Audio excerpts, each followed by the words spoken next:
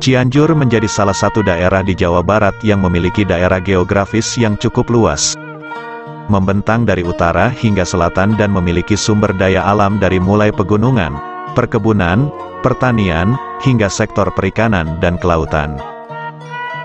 Secara teritorial, Cianjur berbatasan di utara dengan Kabupaten Bogor dan Kabupaten Purwakarta, sebelah barat berbatasan dengan wilayah Kabupaten Sukabumi, di timur berbatasan dengan Kabupaten Bandung Barat dan di selatan berbatasan dengan Samudra Indonesia.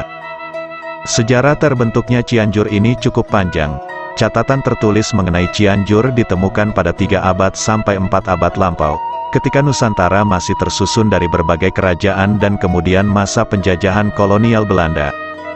Merangkum dari berbagai literasi, termasuk catatan sejarah resmi yang ada di pemerintah daerah Kabupaten Cianjur, sekitar tanggal 12 Juli tahun 1677, Raden Wiratanu, putra dari Raden Arya Wangsa Goparana dalam Sagara Herang, mengemban tugas untuk mempertahankan daerah Cimapak dari kekuasaan kolonial Belanda. Upaya Raden Wiratanu untuk mempertahankan daerah ini juga erat kaitannya dengan desakan VOC saat itu, yang ingin mencoba menjalin kerjasama dengan Sultan Mataram Amangkurat I.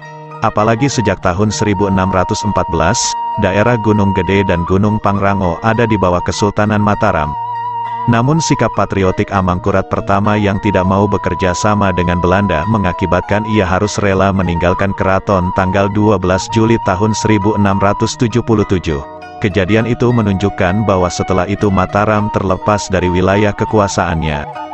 Seiring dengan itu Raden Jayasasana putra Arya Wangsa Goparana dari Talaga, keturunan Sunan Talaga, terpaksa meninggalkan Talaga karena masuk agama Islam, sedangkan para pemimpin Talaga waktu itu masih kuat memeluk agama Hindu. Catatan di Dinas Arsip Kabupaten Cianjur menuliskan, jika saat pergi keluar meninggalkan Talaga, Raden Jayasasana putra Arya Wangsa Goparana dari Talaga membawa 100 rakyat, dia ditugaskan untuk membuka wilayah baru yang bernama Cikundul. Daerah tersebut berkembang pesat baik dari infrastruktur, budaya, agama, hingga kehidupan orang-orangnya, apalagi ditopang dengan kesuburan tanahnya yang cocok ditanami berbagai tumbuhan. Setelah kuat di daerah Cikundul, dia kemudian mendirikan Nagari Sagara Herang dan menyebarkan agama Islam ke daerah sekitarnya. Sementara itu Cikundul yang sebelumnya hanyalah merupakan sub-nagari berubah menjadi ibu nagari, tempat pemukiman rakyat Jayasasana. Tempat itulah yang menjadi cikal bakal lahirnya daerah bernama Cianjur. Pada perjalanan waktu, Raden Jayasasana juga berhasil menahan serangan dari pasukan Banten. Dalam mempertahankan wilayah yang dibangunnya tersebut, beliau dianugerahi gelar Panglima atau Wiratanu, dan akhirnya dikenal dengan gelar Raden Arya Wiratanu. Raden Arya Wiratanu ke-1 kemudian diangkat menjadi Dalem atau Bupati Cianjur pertama pada tahun 1677 hingga 1691. Kemudian dilanjutkan oleh Raden Arya Wiratanu I, tahun 1691 sampai tahun 1707. Dan Raden Arya Wiratanu III, tahun 1707 sampai tahun 1727. Dan kekuasaan dilanjutkan generasi Raden Arya Wiratanu Datar. Hingga kini sudah tercatat 37 Dalem atau Bupati yang memimpin Cianjur. Selain sejarah perpolitikan di Cianjur, dalam perkembangan sejarah Cianjur juga dikenal dengan filosofi tentang 3 aspek keparipurnaan hidup, yakni Ngaos, Mamaos, dan Maenpo.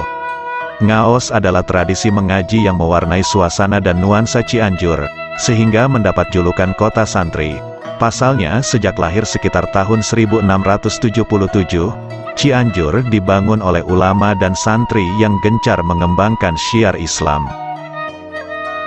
Sedangkan Mamaos memiliki arti seni budaya yang menggambarkan kehalusan budi dan rasa menjadi perekat persaudaraan dan kekeluargaan dalam tata pergaulan hidup. Seni Mamaos atau tembang Cianjuran lahir dari hasil cipta, rasa dan karsa Bupati Cianjur R. Arya Adipati Kusumah Ningrat, yang dikenal dengan sebutan Dalem Pancaniti, yang berkuasa pada periode tahun 1834 sampai tahun 1862.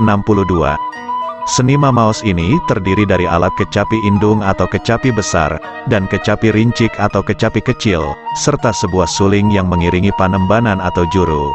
Pada umumnya syair Mamaos ini lebih banyak mengungkapkan puji-pujian akan kebesaran Tuhan dengan segala hasil ciptaannya.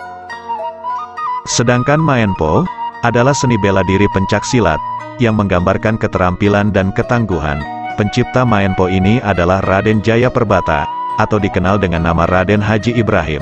Aliran ini mempunyai ciri permainan rasa, yaitu sensitivitas atau kepekaan yang mampu membaca segala gerak lawan ketika anggota badan saling bersentuhan. Pada seni bela diri Maenpo, dikenal ilmu liliwatan atau penghindaran, dan pepahan atau pukulan. Jika filosofi tersebut diresapi, pada hakikatnya merupakan simbol rasa keberagaman, kebudayaan, dan kerja keras. Sasarannya adalah terciptanya keimanan dan ketakwaan masyarakat melalui pembangunan akhlak yang mulia. Pada zamannya, Cianjur juga merupakan daerah yang kaya akan sumber daya alam. Sebagai daerah yang beriklim tropis, maka di wilayah Cianjur Utara, tumbuh subur tanaman sayuran, teh dan tanaman hias. Di wilayah Cianjur Tengah, tumbuh dengan baik tanaman padi, kelapa dan buah-buahan. Sedangkan di wilayah Cianjur Selatan, tumbuh tanaman palawija, perkebunan teh, karet, aren, coklat, kelapa serta tanaman buah-buahan. Dengan kayanya sumber daya alam, Cianjur merupakan daerah yang sangat maju, sehingga sangat dipertahankan oleh penjajah Belanda saat masih berkuasa di Nusantara.